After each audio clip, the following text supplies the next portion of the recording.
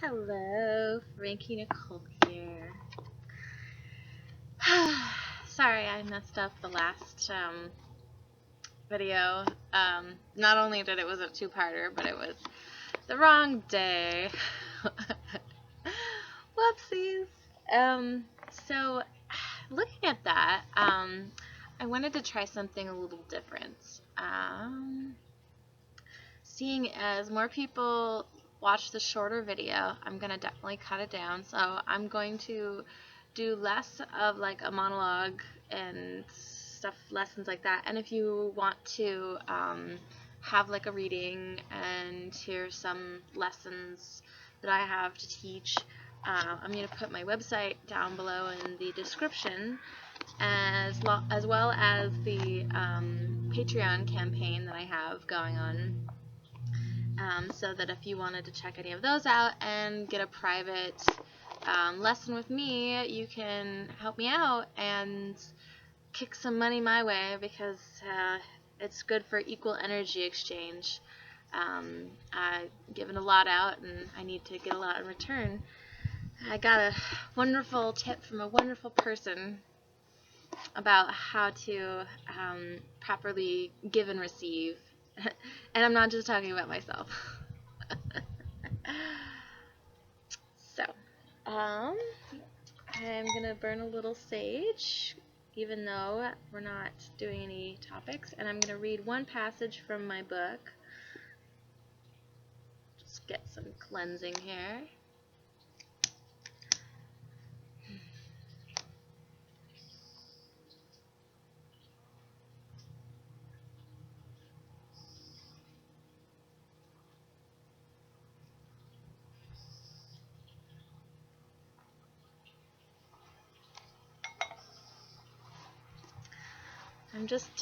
I'm just in a great place. I feel like I finished my leveling up for now, and I am, I'm ready to start some new stuff, and it's just really awesome. I'll just give you a little taste, because this is from my Eye to Eye, A Quest for the New Paradigm book. And more intriguingly, all of these central issues, mind, body, mind, brain, free will, fate, absolute, relative, noumenon, phenomena, are, we will see, precisely the same problem, and they will have precisely the same answer. So, I'll still pull love cards, though, I promise, because there's always love. Love just brings more love. You always get it back, whether it was from the source you thought it would be from or from something else.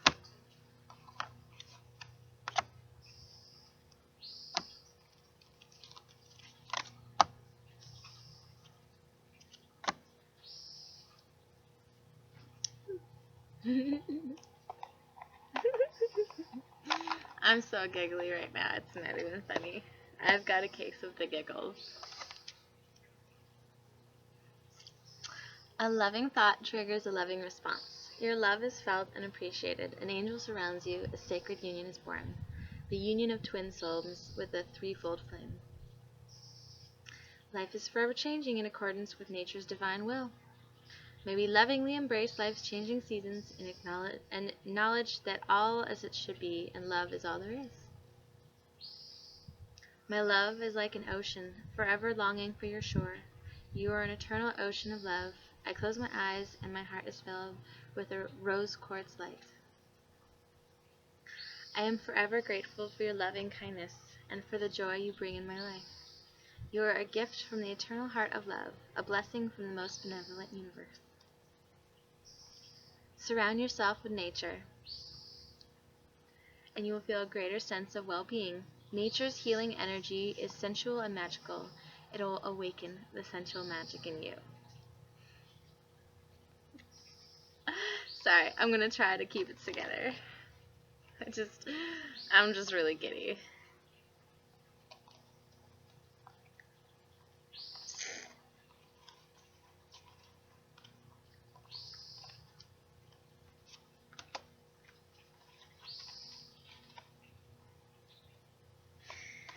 don't have a whole lot to say today besides life is good.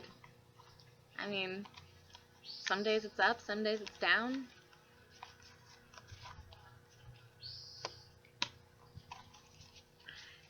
I'm on an upswing, and seems like it's a lot of upswing for a lot of people, and I'm just so glad that I get to see people's upswings. I like seeing positive things happen for people in their lives. I want positive things to happen. I don't want to be, negative or bitter or anything like that.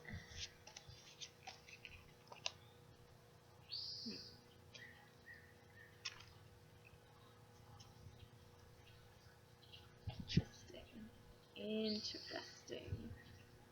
Okay, so we have the Strength card, Princess of Pentacles, both of those upright, Seven of Swords reversed, and the Fool. So, looks like we have some pure inner strength going on, and fortitude of mind, and looks like there's some good news on the practical work front. Perhaps news coming in of abundance or windfall. And strength can be a few different things. It actually can also it can mean just a secure place in your mind, in your heart.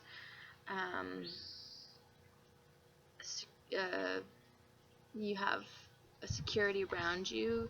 You have, you're sitting with your wolf and it's howling at the moon. It can also be a bit of wild, animal-like nature. It can also represent just a sexual intensity of passions, depending on what you're reading it. I'm reading it for more of a general sense, so I like to give all the options, but it's important to know, it's important to get all the meanings out there so that you can better apply it to your life. We have the Seven of Swords in reverse, and that Seven of Swords is usually talking about going back and kind of either you're mentally going back, or you're backtracking on words, or backtracking maybe on an agreement. It can also represent cheating, or just